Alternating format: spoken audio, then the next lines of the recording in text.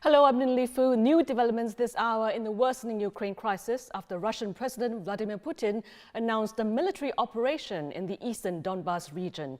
And this was the first sign of an escalating situation.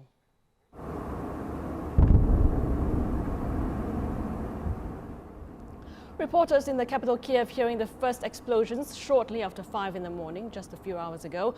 They sounded distant and not in the city center. And this is the same view right now of Maidan Square in the center of Ukraine's capital. There have also been reports of explosions in other cities. In a televised speech earlier, Russian President Vladimir Putin said the action comes in response to threats coming from Ukraine. Народные республики Донбасса обратились к России с просьбой о помощи. В связи с этим, в соответствии со статьей 51 части 7 Устава ООН, санкции Совета Федерации России и во исполнение ратифицированных Федеральным собранием 22 февраля сего года договоров о дружбе и взаимопомощи с Донецкой Народной Республикой и Луганской Народной Республикой, мною принято решение о проведении специальной военной операции. Ее цель – защита людей, которые на протяжении 8 лет подвергаются издевательствам, геноциду со стороны киевского режима. И для этого мы будем стремиться к демилитаризации и денацификации Украины, а также преданию суду тех, кто совершил многочисленные кровавые преступления против мирных жителей, в том числе и граждан Российской Федерации. Lots of reaction by the key players on social media. Ukraine's foreign minister accusing Russia of starting a full-scale war, saying this is a war of aggression. Ukraine will defend itself and will win. The world can and must stop Putin. The time to act is now. NATO's Secretary General condemning Russia's move, calling it a reckless attack on Ukraine, which puts at risk countless civilian lives. He says NATO allies will meet to address Russia's renewed aggression. And US President Joe Biden tweeting this: Russia alone is responsible for the death and destruction this attack will bring, and the United States and its allies and partners will respond in a united and decisive way. The world will hold Russia accountable. Investors are also closely watching developments in Ukraine. Oil prices soaring above $100 for the first time in more than 7 years. Russia is a major producer of natural gas and oil, and a prolonged military conflict could threaten supplies. Meanwhile, Asian stock markets are under pressure, and the early indications are similar for Europe and Wall Street when those markets open later. Singapore's main stock index is down 3% right now. All 30 constituents in the index are lower. Not a single one of those shares is higher today. Well, developments in Ukraine are happening fast and furious over the past few hours. The situation seems to be at a critical point. The UN Security Council met today for a second time this week amid warnings of an imminent invasion. The Straits Times foreign editor, Bhagyashree Garekar, joins me now. Bhagya, get us up to speed on the events so far. What can we gather from the UN Security Council meeting that ended a short while ago? So the UN Security Council meeting seemed to have been a pretty tense affair. You heard various UN ambassadors from countries, including Russia itself, Ukraine, the US and others.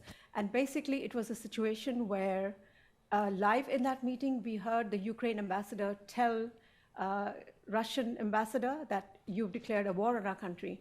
And the Russian ambassador replied saying, this is not a war, this is a limited operation in Donbas. So those kinds of exchanges that went on, and in the end, the US basically closed the meet and called for a resolution the next day, which is Thursday evening or Thursday night, or perhaps even Friday morning our time, when they hope to get countries to vote on the matter.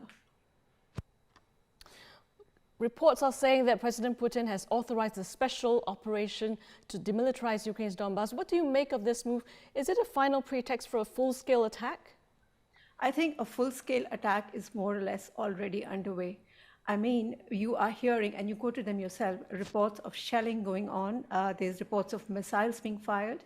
we heard the Russian defense minister say some time ago that these are attacks which are going to be targeting infrastructure, military infrastructure. They are saying they're not harming key Ukrainian cities, but reports tell us otherwise. They are apparently reports on military posts, and looks like there are explosions being reported everywhere. So based on all this, you gather firstly that it is a full-scale military assault that's already underway. But the way President Putin defined it was a little different. So if you heard his speech this morning, then he described it as a very limited attack. And he said it's meant to be an operation that's going to be demilitarizing Ukraine, demilitarizing and denazifying Ukraine. And then as far as its scope was, it said, Mr. Putin said, Ukrainians and Ukrainian interests will not be harmed. So those are the things that you hear, but to what extent is that true on the ground? Reports do tell us contrary-wise.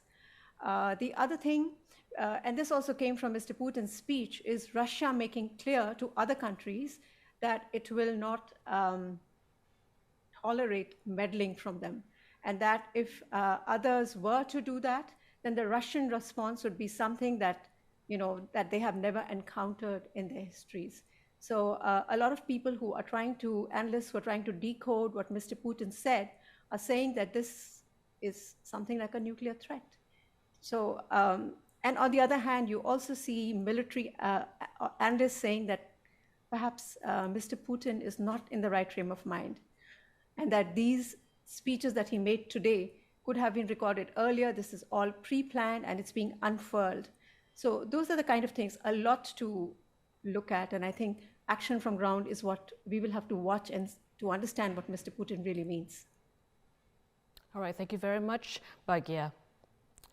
And you can follow the latest developments and reactions on the Ukraine crisis on our live blog at straitstimes.com. I'm Lin Li Fu. Thanks for watching.